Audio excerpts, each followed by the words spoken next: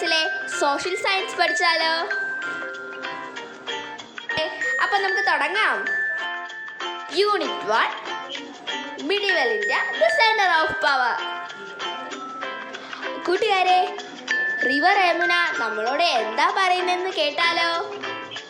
Friends, I am the river Yamuna.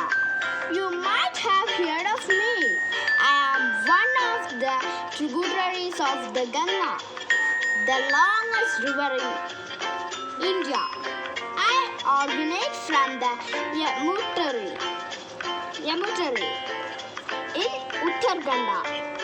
Delhi is one of the important cities on my way. The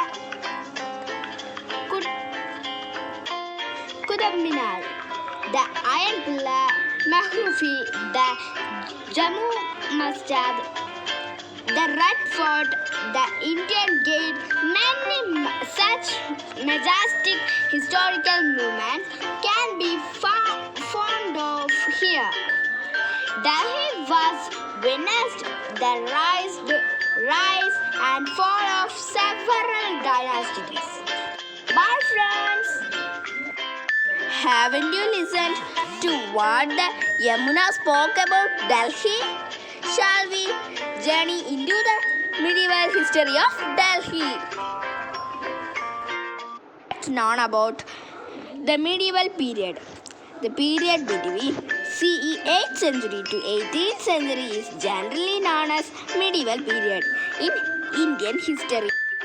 Okay, shall we know about across the topography of Delhi? Observe the map given below. What information you gathered from it?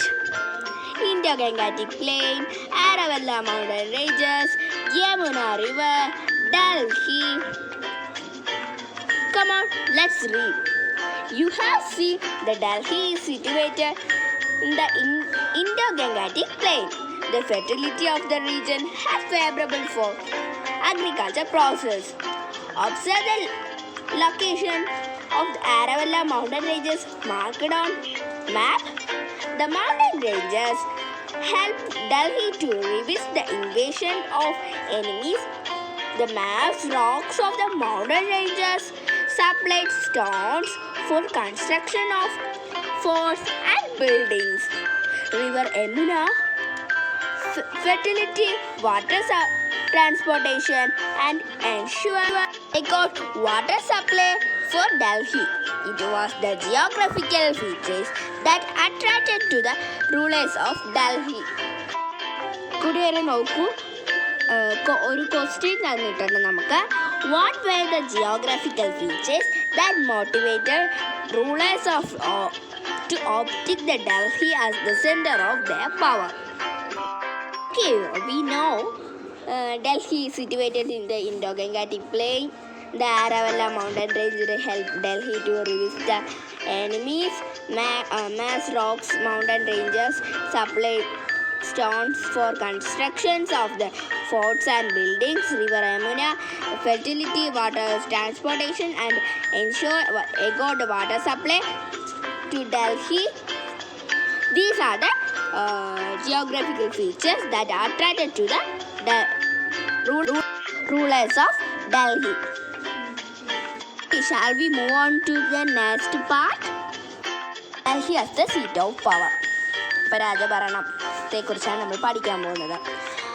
It was under the Thomas king who were Rajputs that Delhi first became seat of power in CE 8th century. Back then, Delhi was known as Dilika. Thomas, the Chauhan dynasty ruled. Prithviraj Chauhan was the last king of Chauhan dynasty.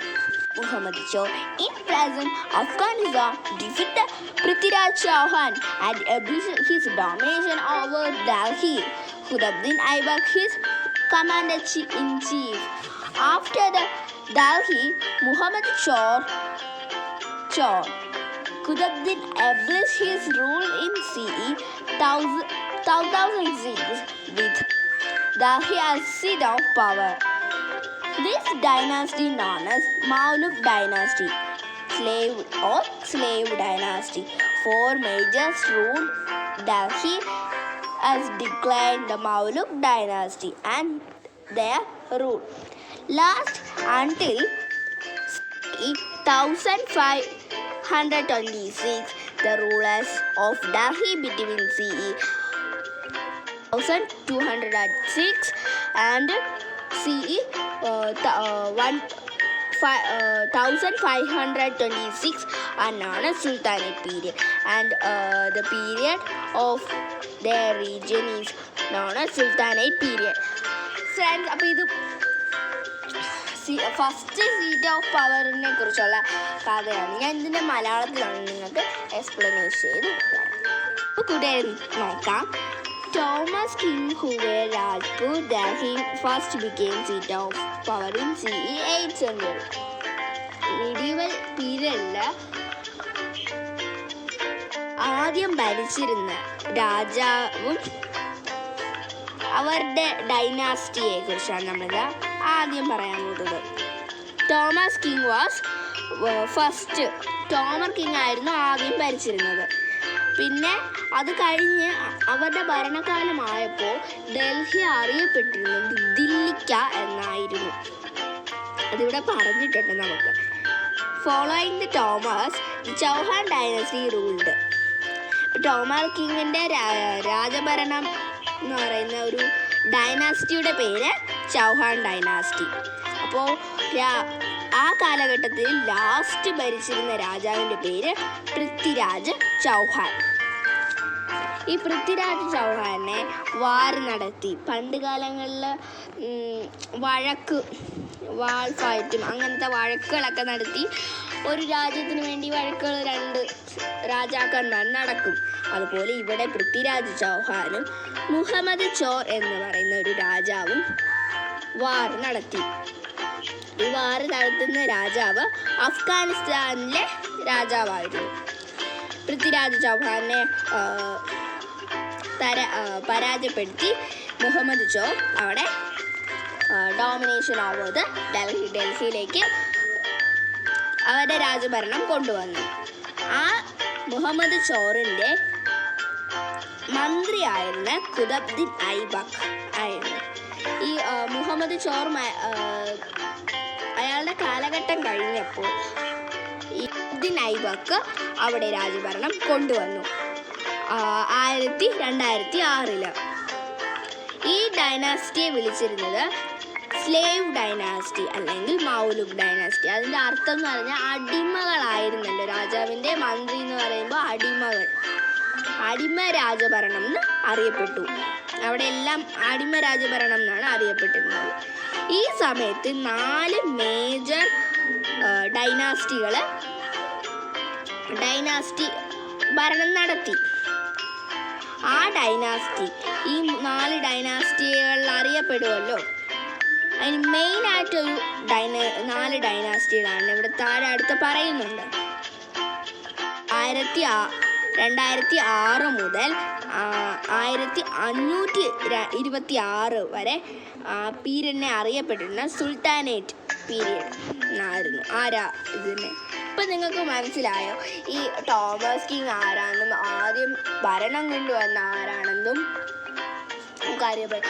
ആദ്യം ഭരണം വന്ന് Thomas king ആയിരുന്നു ചൗഹാൻ ഡൈനാസ്റ്റിയിലെ. പിന്നെ പൃഥ്വിരാജ് ചൗഹാനെ മുഹമ്മദ് ചോർ domination. അതിനുശേഷം കുതബ്ദീൻ ഐബക്ക് അയാളുടെ commander ആയിരുന്നു. ആ commander Muhammad ചോറിൻ്റെ കാലഘട്ടം കഴിഞ്ഞപ്പോൾ ആ രാജാവായി. അപ്പോൾ സ്ലേവ് ഡൈനാസ്റ്റി. പിന്നെ ആ കാലഘട്ടങ്ങളിൽ 4 ഭരണങ്ങൾ നടന്നിരുന്നു. ആ ഭരണങ്ങളെല്ലാം കൂടി ചേർത്ത് വിളിച്ചിരുന്ന സുൽത്താനേറ്റ് അല്ലെങ്കിൽ സുൽത്താനേറ്റ് പീരീഡിനായിരുന്നു ആ പീരീഡിനെ വിളിച്ചിരുന്നത്. ഇത്രയും കാര്യങ്ങൾ നിങ്ങൾക്ക് മനസ്സിലായല്ലോ.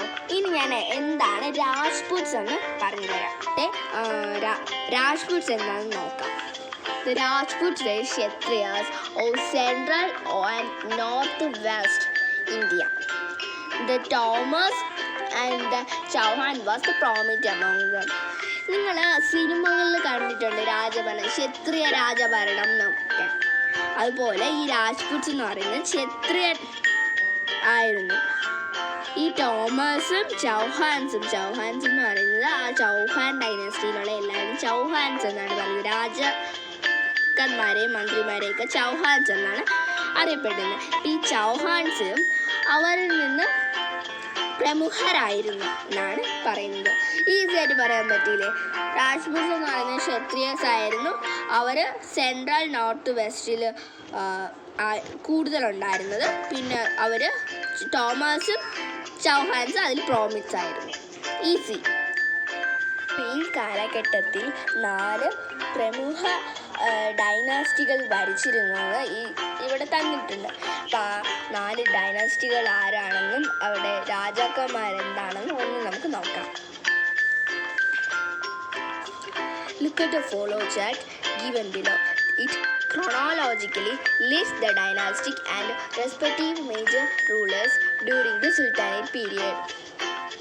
ഫസ്റ്റ് കോളത്തിൽ മൗലുക് ഡൈനാസ്റ്റി, സ്ലേവ് ഡൈനാസ്റ്റി. നമുക്കറിയാം ആരൊക്കെയാണ്. കുതബ്ദീൻ ഐബക്ക്. വേറെ 2 രാജാക്കന്മാർ കൂടിയുണ്ട്, ഇൽത്തുമിഷ്, ബാൽബൻ.